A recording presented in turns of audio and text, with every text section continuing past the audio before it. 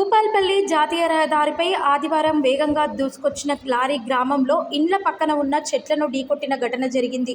ఈ ఘటనలో స్వల్ప గాయాలతో లారీ డ్రైవర్ బయటపడ్డాడు. ఒక్కసారిగా లారీ ఇండ్ల పక్కన ఉన్న చెట్లను ఢీకొట్టడంతో ఇంట్లో నిద్రిస్తున్న వారు ఒక్కసారిగా భారీ శబ్దంతో బయటికి పరుగులు తీశారు.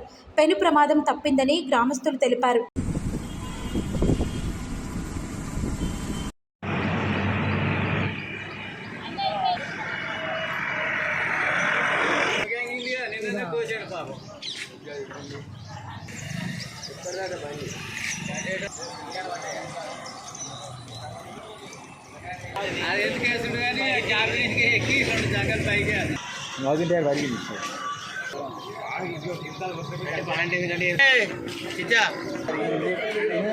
భయంగా ఉన్నారు.